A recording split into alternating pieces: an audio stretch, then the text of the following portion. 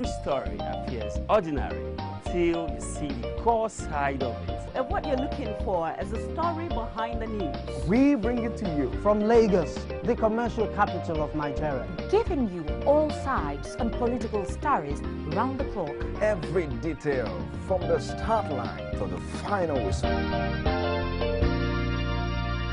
CoreTV News, expanding your view.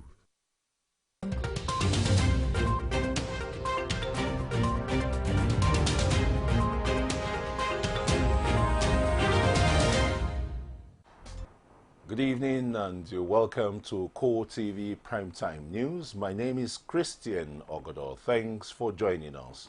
The top stories.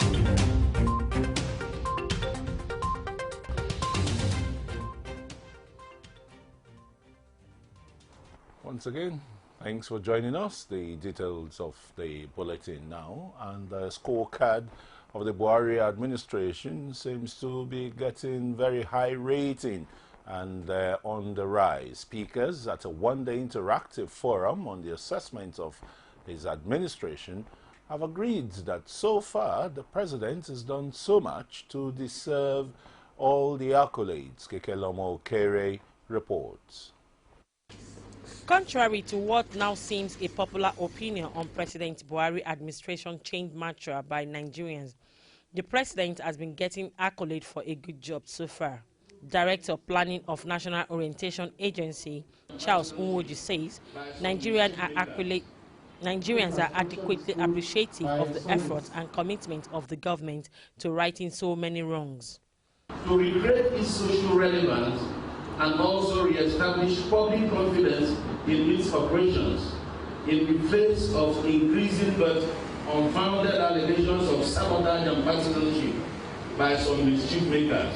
Prior to the election, many Nigerians said they had had enough of PDP government and need a change out of the current state of things in the country, especially in the area of fuel supply, electricity, corruption and provision of basic amenities. So far, so good. But some are beginning to have different opinions.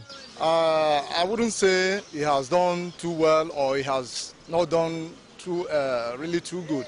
But the issue is that looking at using the indices, what is happening in Nigeria today, you can't really say that the government has really performed. We can't really give it to them. But as in Nigeria, we are still waiting. Nigerians are patient people. The agency, in its effort to sensitize Nigerians, is urging its staff to be more forthcoming with information that will promote the good work of the present administration. It's because they are not informed. If they are informed adequately, they said information is power. If they are informed adequately, they will not have that kind of impression. They will know that this government, that is why we took time to take the achievements sector by sector. Although there may be differences in opinion regarding to the efforts of the Buhari administration, one thing, however, that can be done is to wait patiently to see the direction the president and his team are steering the nation towards. Kekelomo Okere, CoreTV News, Abuja. An operative of the Economic and Financial Crimes Commission, Michael Wetskas, has been telling the Code of Conduct Tribunal sitting in Abuja how the President of the Senate, Bukola Saraki, used about 1.5 billion pounds sterling to buy property in London during his tenure as Governor of Kwara State. The FCC witness was called after Saraki's counsel failed to stop the trial through his application for adjournment. Saraki is being prosecuted by the federal government for an alleged false declaration of his assets between 2003 to 2011 as Governor of Kwara State. Judiciary correspondent Basil Okafo reports that the case has been adjourned till tomorrow for continuation of testimonies. His report. When the day's business, which was for the prosecution to call its witnesses, was about to start, Saraki's counsel, Paul Usoro, raised an objection on account of an appeal against the ruling of the tribunal. Usoro asked the tribunal to adjourn the trial pending the determination of an appeal filed by the Court of Appeal for a stay of proceeding. But the prosecution counsel, Rotimi Jacobs, objected to the adjournment, urging the tribunal to dismiss the application on the grounds that the defense was trying to frustrate the trial. After stepping down the court proceedings for about 30 minutes, the tribunal chairman, Danladi Umar, in a ruling dismissed Saraki's application for adjournment and ordered the prosecution to call its witnesses. Submissions were made to the tribunal. The tribunal, in its own wisdom, decided exactly what it should rule in regard to that application. You must have heard me apply for records of proceedings generally. Yes, it is when you look at the records of proceedings and you consult with your clients that you can decide whether there's anything you need to do about it. But we can't currently comment on that particular ruling. The obstacle is still there. Is every time they come with a new method of obstacle, and all of us, we saw what happened today, and we argued, used almost half of the day to argue whether to proceed or not to proceed. But eventually, I think good reasoning prevailed, and we are proceeding. The prosecution witness, while giving testimonies, maintained that the President of the Senate operated different foreign accounts which he used for siphoning public funds during his time as governor. Meanwhile, the tribunal has admitted as exhibit documents tendered by the prosecution which link Saraki to the alleged false declaration of assets. The Economic and Financial Crimes Commission, EFCC, has accused the National Publicity Secretary of the People's Democratic Party, Olise Metu, of attempting to use cooked-up allegations to frustrate his trial before the Federal High Court sitting in Abuja. The anti-graft agency, in a counter-affidavit deposed to by Francis Jabo, says it is appalled that Metu, who is facing a 7-count criminal charge alongside his firm, Destra Investment Limited, resorted to antics and gimmicks aimed at blackmailing the trial judge, Okon Abang, to hands off his case. Metu had, in a petition he forwarded to the Chief Judge of the Federal High Court, Ibrahim Auta, expressed his unwillingness to continue his trial before Justice Abang, who he said he had always had a frosty relationship with from the days in the law school. Aside the claim that the judge was his classmate, Metu insists that Justice Abang had, through some interlocutory ruling so far delivered in the matter, shown elements of bias against him. And the Nasarawa State House of Assembly has suspended 6 of its members indefinitely over alleged misconduct during the proceedings of the House. Deputy Speaker of the Assembly, Godia Akwashiki, representing People's Democratic Party, Nasarawa Egon West, presided over the sitting. 13 lawmakers voted in support of a motion moved for the suspension of the 6 lawmakers who misbehaved during sitting. The affected lawmakers are Kazim Mohammed Kazim, representing APC Akwanga South, Muritala Sodangi, APC Nasarawa Central. Others are Mohammed Okboku, APC Udege Loco, and Musa Ali, APC Kefi East, Makba Mala, APC Wamba, and Abubakar Kana, APC Kokona West. According to the majority leader of the House, Tanko Tunga, from APC Aware North, the suspended lawmakers had alleged that the executive arm of government had bribed some members of the House to support the appointment of sole administrators for 11 local government areas, but Governor Tanko Al-Makura. And reacting to their suspension, Chairman House Committee on Information, Mala, representing APC Wamba, on behalf of the suspended lawmakers, described the action as a rape of democracy. Meanwhile, the House has constituted another committee to be chaired by the chairman of its Committee on Public Complaints and Petitions, Mohammed Ibrahim Al-Khali, to look into the matter.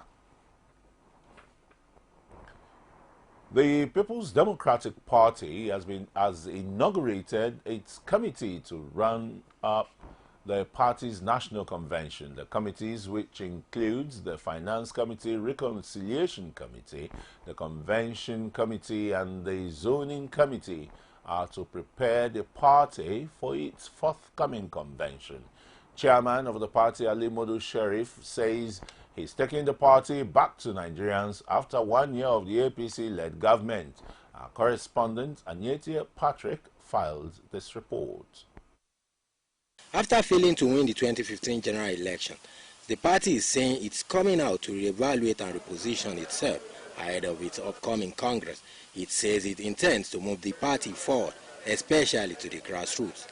While inaugurating the committees, the national chairman called on the All Progressives Congress to stop blaming the opposition, especially the PDP, for its failures so far.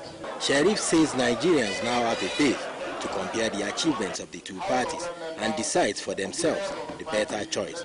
In moving our party forward, taking back the party to the people of Nigeria, the leadership of the party share the pains of Nigerians after 1 year in office of the APC-led government. Chairman of the Convention Committee and Governor of Rivers State, Nyesom Wike, while thanking the chairman, is also promising that the convention will be a success. Nigerians are watching to see how PDP repositions itself. I want to assure Mr. Chairman and members of the party that on behalf of all these committees, we'll put in our best to see that the convention is successful. Akwa Ibom State Governor and chairman of the zoning committee says the party has displayed a show of confidence, indicating that it can carry the people along. This is a show of confidence in what we can do. This is a show of confidence that we're not going to be biased. This is a show of confidence that we must carry Nigerians along. Because PDP is Nigeria, Nigeria is PDP. The party is indeed gearing for the next general elections, following some confidence booster it got from victories in recent rerun elections in some states. The federal government says it will partner all stakeholders to fashion out a comprehensive reform of the electoral process in an expeditious manner. The government will also take inputs from the civil society groups to create a more encompassing document which will take into consideration the reality of the current situation and the lessons learned from the conduct of the 2015 general elections. Attorney General and Minister of Justice Abubakar Malami says this will form part of the Justice Sector Reform Act, which the present administration is hoping to put in place soon with the support of the National Assembly. Correspondent Kazim Kasali has more in this report. These stakeholders, including the Attorney General and Minister of Justice, are gathered to attend what is known as the Civil Society Situation Room on the electoral process. The stakeholders here are interested in the continued progress of the nation's electoral process. With the nation's chief law officer in attendance, many issues agitating the minds of the people, especially on the electoral process, came up. For him, the government is ready to work with all stakeholders to ensure that a comprehensive document governing the electoral process is produced, including taking inputs from the civil society organizations. Our priority areas will be clearly outlined in our justice sector reform that will propose to the National Assembly and align it with their agenda in order to achieve reform within the tenure of this administration and within a record time. For his part, chairman of the Independent National Electoral Commission says the nation must move from debating and implement recommendations aimed at nipping in the bud the growing and unacceptable level of violence in the electoral process. But how do we deal with violence in our elections? What reforms do we intend to introduce to stem the tide? What mechanisms can we put in place? I agree with the proposition that INEC needs to go back to the drawing board. Chairman, House of Representatives Committee on Electoral Matters, says the House will work with all stakeholders to improve the quality and fairness of the electoral process. Earlier, Executive Director of the Policy, Legal and Advocacy Council says those in positions of authority must do more to ensure the sanctity of the electoral process. Come up with its own regulations and also guidelines pursuant to the Act, and we know that INEC may as well need to review some of its guidelines and regulations to determine that they add to improving the electoral environment. While the elections were adjudged credible, we believe that there is room for a lot of improvements in Nigeria's electoral process to ensure that the gains made in the previous elections are consolidated. The participants were also charged to make important inputs to ensure that the gains of the 2015 elections are not lost. Kozim Kasali, CoreTV News, Abuja. The Kwara State Commissioner of Police, Sam Okola, has announced that the State Command is collaborating with the State Judiciary to ensure that suspected cultists in the state do not get unnecessary bail conditions that will allow them continue perpetrating killings. The police boss, while parading 13 suspected cult members, says the cultists now devise new methods of operating by trailing their victims with phones to locations where they are killed.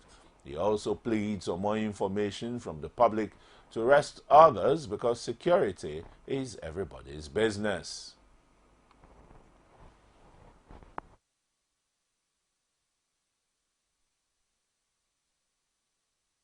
Of some of these notorious cultists. As I talk to you, gentlemen of the press, we have 13 suspects with us. They are undergoing interrogation, and they have made useful statements, and we will definitely proceed against them. They keep on devising means of attacking their victims. Of recent, they have been engaging the use of motorcycles, otherwise known as Okadas. They also put calls across to some of these victims and lure them to obscure corners and areas where they attack them. So assure the people of the state that there will not be unnecessary bailout conditions to cult members. Attack them. Because there is a collaboration between the judiciary and the police. I started this press conference by letting you know that we are working with the judiciary. We are going to apply the most stringent aspect of our laws to ensure that when we arrest these suspects, we proceed against them, we prosecute them, and we ensure that they are convicted. I think the days of their walking in and walking out of police or water or courtrooms is over. We are working collectively with the Chief Justice of the state. We're also working with the judiciary, the entire judiciary, to ensure that they don't walk in and walk out. And still on national security, the Inspector General of Police, Solomon Arase, has directed the Assistant Inspector General of Police in charge of Zone 7, Bala Nasarawa, to relocate to Kaduna State to tackle the incessant kidnappings and other violent crimes in the state. The IG has also directed police officers who have served in the State Command for a period of 6 years and above to be transferred out of the command with corresponding replacement. There have been a number of high-profile abductions in the state in the last 2 weeks, resulting in the death of 2 of the victims, Colonel Samaila Inusa of the Nigerian Army and Mansour Ahmed. And still in Kaduna State, the State Police Command says it has recorded huge successes in its fight against crime and criminality. The Kaduna State Commissioner of Police, Umar Shehu, stated this while briefing newsmen shortly after parading some suspects in Kaduna. He said the police have arrested the gang of suspected kidnappers that attacked criminals' hideout at different locations across the state. Our correspondent has more in that story, taken from our studios. Addressing newsmen in Kaduna, the police command says it has arrested notorious gang of suspected kidnappers, cattle rustlers and criminals in the state after a fierce gun battle between the police and the criminals, where some fled into a thick forest and abandoned the stolen items, and some were also arrested. A total of 16 suspects, many of whom are said to belong to several kidnapping gangs, along with their weapons, were displayed to journalists. Umar Shehu says the command is working tirelessly to ensure that Kaduna State becomes a crime-free state. We have arrested so many gangs of kidnappers, different groups along Abuja-Kaduna Highway. We were able to arrest some armed robbers, and also recovered 2 AK-47 and 20 rounds of live ammunition. The investigation is also ongoing to be charged to court. The Kaduna police boss says the state police command is out to carry out a serious crackdown on suspected kidnappers in Kaduna State. On the recent abductions that have made the headlines, the CP says reinforcements have been drafted in an effort to capture the suspect. We're on it, and I promise you in 2 to 3 days' time, you will get what you want from us. We have reinforcement from Lagos and Abuja, and they are joining hands with us, and by God's grace, we are going to trap this suspect. The police boss further assures members of the public of the force's readiness to make Kaduna a crime-free state for everyone, adding that impressive achievement in crime fighting in Kaduna are not unconnected with the resilience of the officers and men and crime-fighting strategies in place by the command to secure and make the state safer for the citizenry. The command also enjoins citizens to be security conscious, remain law-abiding, and assist the police with useful information to track down the criminals from the nook and crannies of the state. And still in Kaduna, the state government has granted a 4-week extension to the Judicial Commission of Inquiry in the Shiite army clash that happened in Zaria. The state government says it granted the extension following a request by the chairman of the commission, Mohammed Garba. Samuel Arua, Special Assistant to the Governor of Media and Publicity, says the commission, which had 6 weeks to submit its final report, had an inaugural sitting on February 22 and was expected to wind up on April 4th, but revealed that the Commission's proceedings had been repeatedly adjourned to enable the Islamic movement in Nigeria submit its memorandum. And 4 persons, including the All Progressives Congress APC youth leader, have been killed in another bloody clash between Fulani herdsmen and farmers at the Setia in Taka local government area of Benue State. The latest killing erupted when some unidentified youths in the village allegedly killed 2 herdsmen and 5 cattle that were grazing the said village. In reaction, the Fulani also stormed the village in reprisal attacks and embarked on a killing spree. Meanwhile, the Benue State Police Public Relations Officer, Assistant Superintendent Mosi Yamu, says the remains of the APC youth leader has been recovered by the police and normalcy has returned to the area. We'll go on a short break now, and when we return, the federal government says no going back on the removal of fuel subsidy. Join us again. CoreTV News now live on all Androids. Welcome to CoreTV Primetime News. Download CoreTV News app from your Play Store.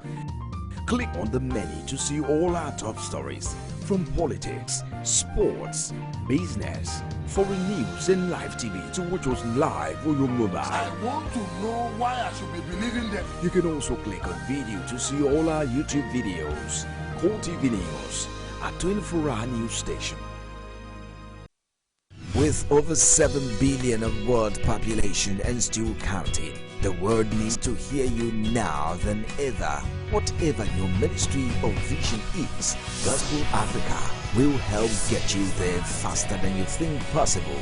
For inquiries and participation, contact 009 503 3859 or 0812 076 0011 or visit www.gospelafricang.com. Gospel Africa, your #1 media solutions for the church today. Gospel Africa, showing on this station at this time.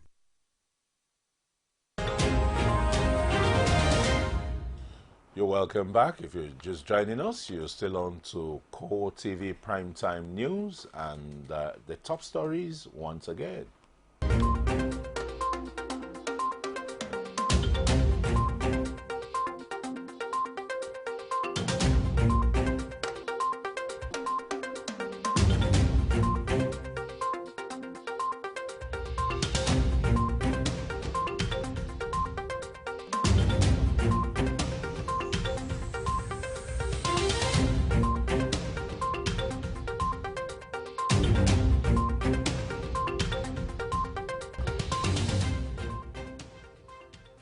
You can watch these and other stories on our social media platforms on facebook.com/CoreTV News.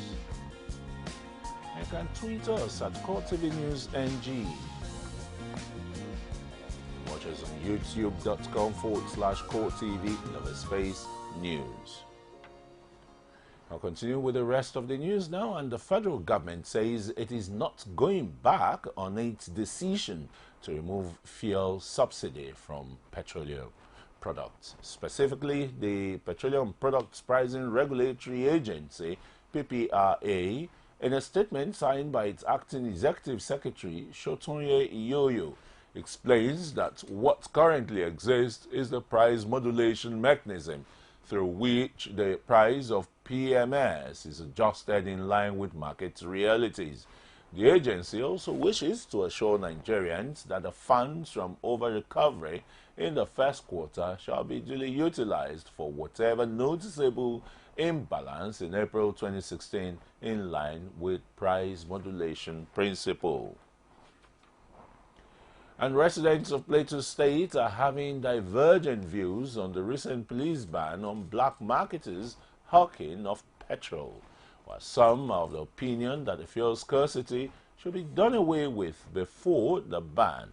Others are saying that the black marketers are the reason why the scarcity has lingered for so long. Our Plateau State correspondent has more.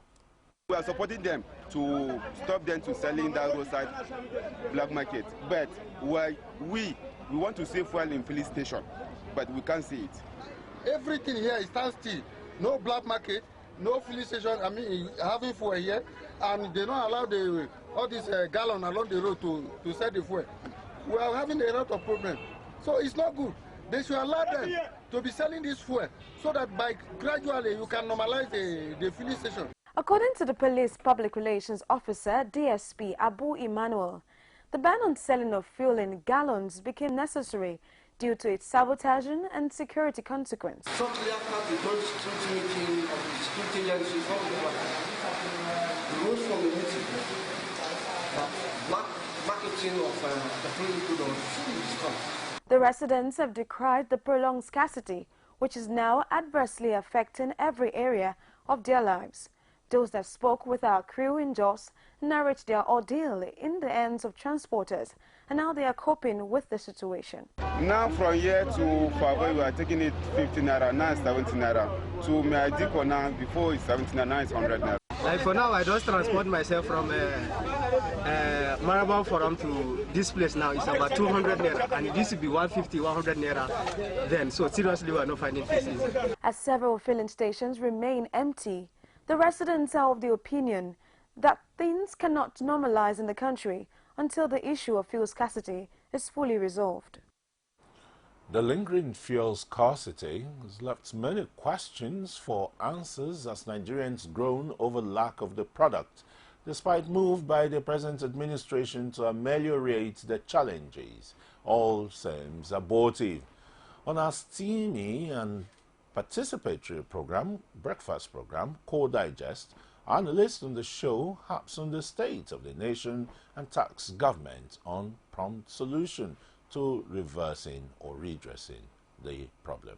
Our correspondent, Emmanuel Ajayi, has the report. The unending fuel scarcity in Nigeria has been a major issue of concern for most residents. As long queues persist, business activities at risk of crumbling. But what really is the reason for this lingering fuel scarcity ravaging the nation? Analysts on our flagship program, Cold Digest, have this to say. Because I do not see the promise. That's why I have a worry. Because if you have had fuel scarcity for this long, and government has not come out to say, this is how we intend to get Nigeria out of this perennial problem, then I have the headache. Because the move from removal of, when subsidy was going to be removed by President Goodluck Jonathan, I coordinated the march from Ikorodu to Ojota. He tasked the President of Nigeria, Muhammadu Buhari, to find a lasting solution to this issue. It's difficult for me to understand why you have a handful of young men who daily put fuel on the streets of Port Harcourt and worry. That's why we are where we are. And now this country, it's not Lagos, Nigeria has shut down. Callers also have this to say. The issue of fuel scarcity, the thing is very affecting seriously. As I'm talking now, I'm calling from Mobile in Delta State. There is no filling station that are selling fuel. If you look at our position, you say the paramount business of the government is security and welfare. And the present government has failed in all ramifications in this area by not even allowed half fuel in our nation. It is expected that the federal government will nip this in bud in order to find a lasting solution to the fuel crisis ravaging the nation. We talk right issues now as the Civil Liberties Organization is called on President Muhammadu Buhari to act briskly on the recommendations made by an investigative panel set up by the Minister of Education, Adamu, over the sack of 8 staff of the Yaba College of Technology for exposing alleged corruption by the rector of the institution, Mrs. Margaret Kudirat Ladikbo. In a media chat, the president of the organization, Igor Akerega, urges President Muhammad Buhari to stand behind these whistleblowers as the wrestle against corruption continues. Akin Obake brings us more. Sacked about 3 years ago at different times by the rector of Yabat College of Technology, Mrs. Margaret Kudirat Ladikbo, for exposing her involvement in an alleged massive corruption worth millions of naira. The Civil Liberties Organization, through its president, is calling on the federal government to urgently take action on the case. The 8 staff who exposed the fraud against the rector and who are still currently suffering after being dismissed on spurious charges be reinstated to their offices as a way of encouraging more Nigerians to speak out against corruption. In a bid to prolong the court case after the judgment of the National Industrial Court, which ruled that the sacked staffs be reinstated, the institution has forged ahead to the appeal court. What is the position of the appeal court over the judgment of the National Industrial Court? The Court of Appeal does not have a power, you understand, on any other matter. Matters of industrial court are not appealable to the Court of Appeal, except on fundamental right matter. And if I have read the contents, the context and the contours of the judgment of that, I have not seen any breach. Affected by the ordeal for 3 years, an affected staff who was the serving boss of the institution explains the level of persecution faced for exposing the alleged corruption.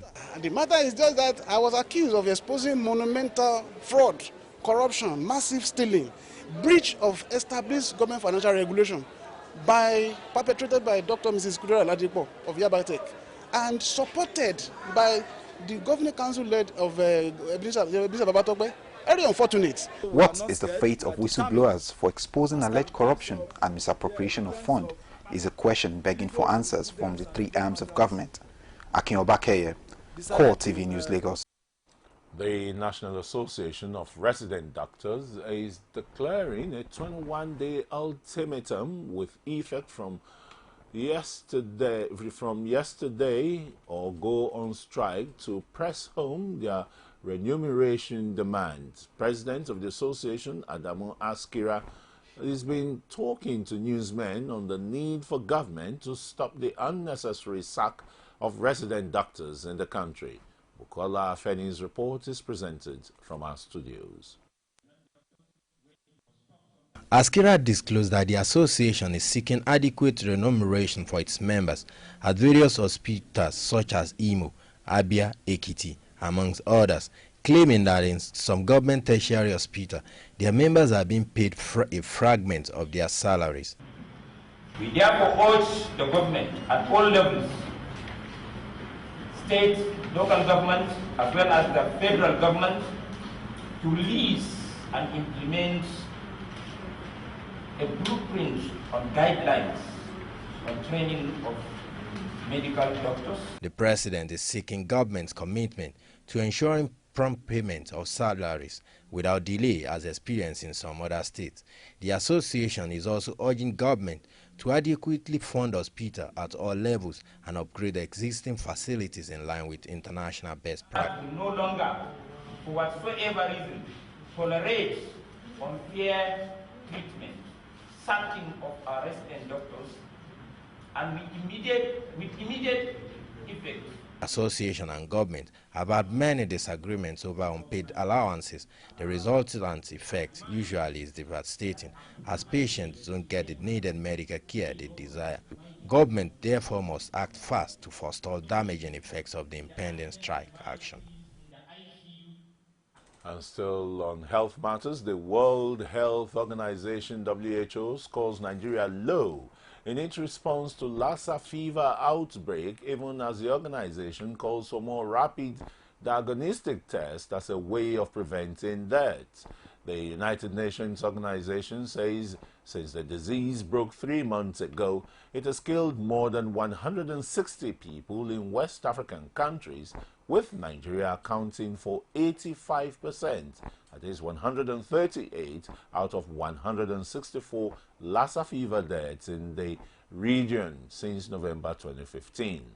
Nigeria, Benin, Sierra Leone and Togo have reported more than 300 cases of Lassa fever and 164 deaths in the last 90 days.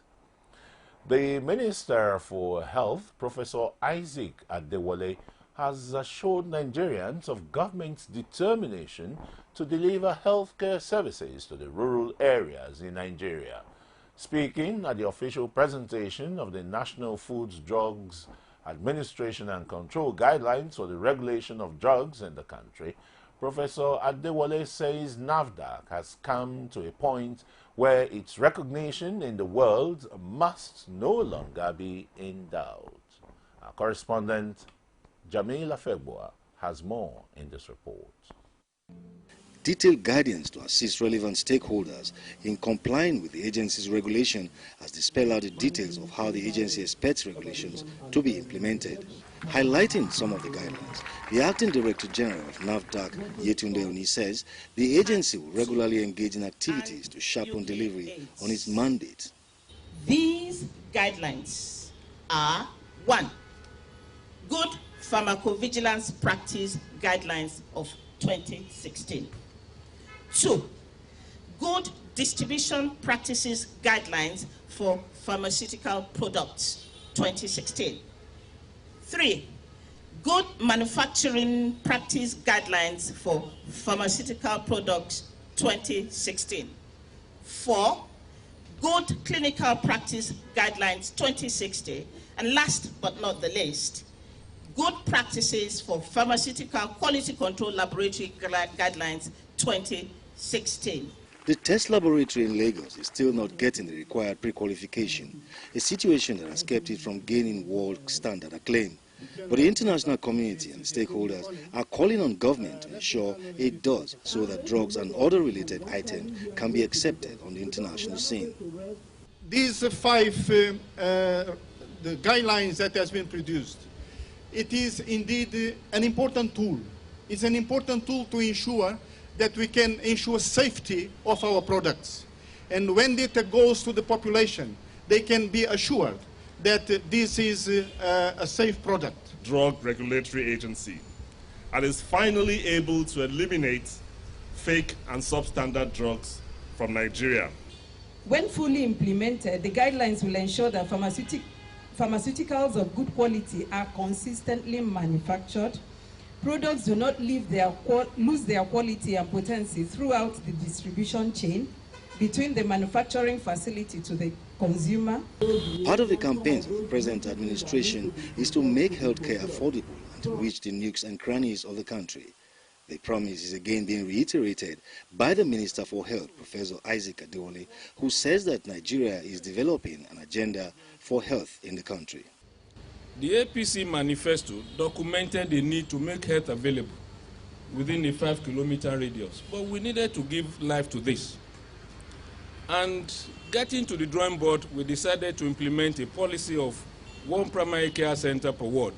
The NAFDAC Act of 2004 empowers the agency to control and regulate the manufacture, importation, exportation, distribution, sale, and use of drugs and related items. So far, it has been achieving that over the years.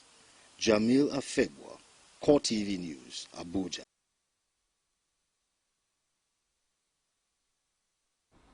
The federal government has urged all road users to take the issue of road safety as a shared responsibility.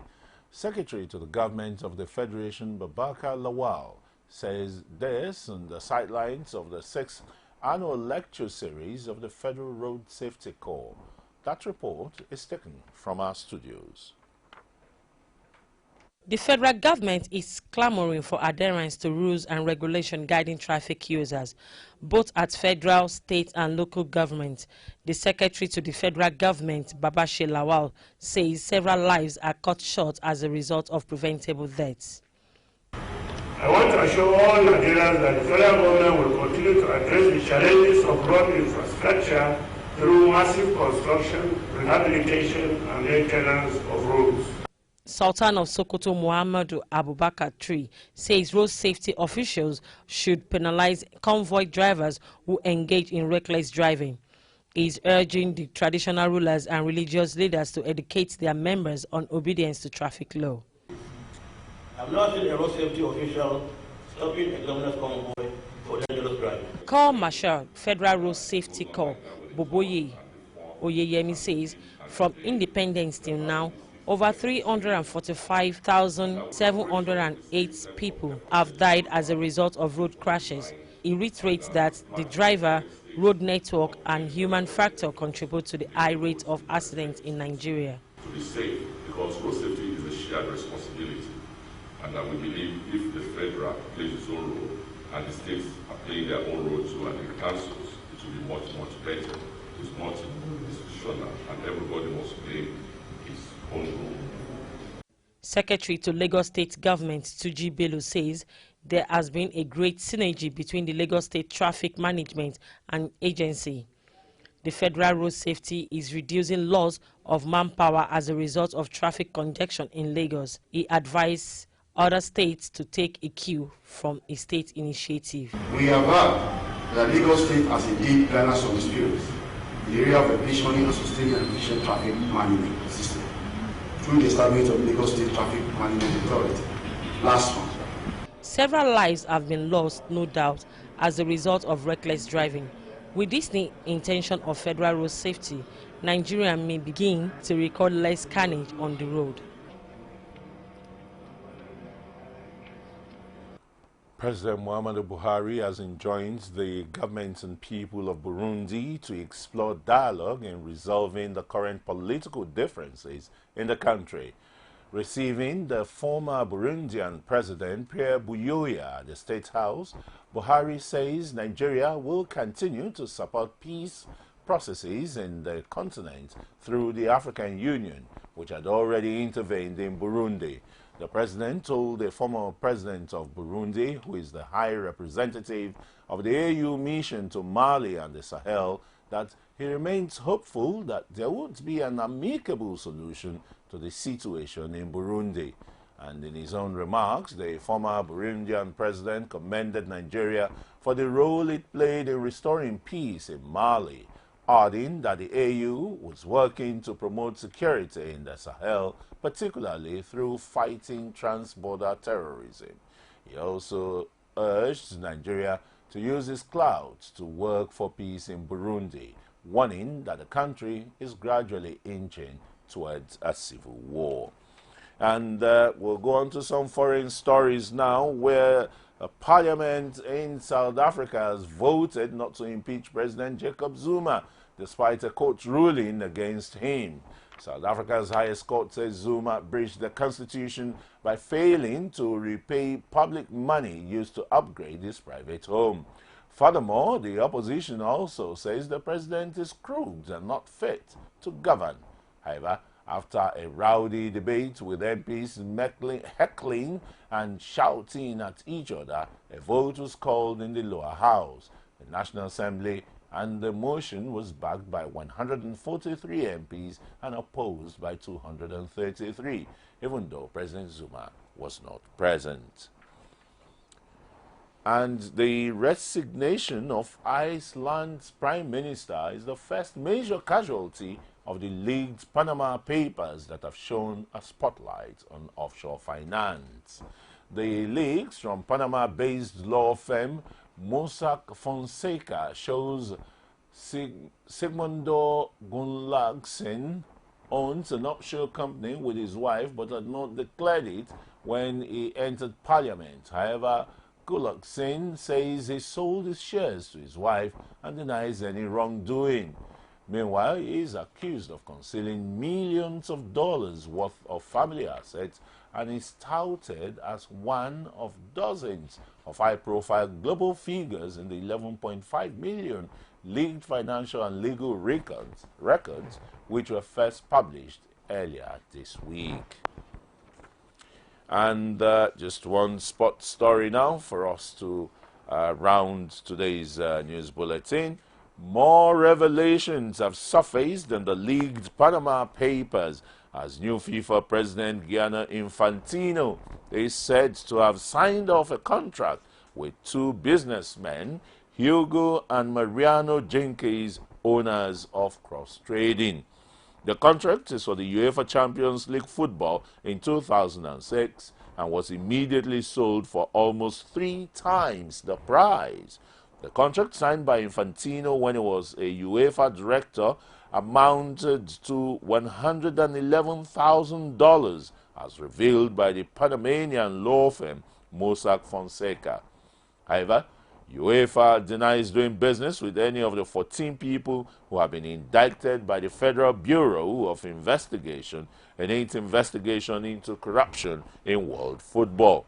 Infantino is named on a contract with Cross Trading, who paid $28,000 for the rights to the UEFA Super Cup and UEFA Champions League football between 2006 to 2007 and 2008 to 2009, selling those to Teleamazonas for $311,170.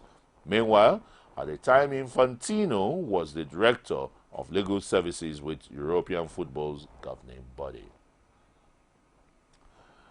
The scale of corruption is really getting opened every now and again. But let's see more revelations, particularly coming from the Nigerian end. That's our bulletin for tonight on CoreTV Primetime News. But before we go, let's remind you of the top stories again.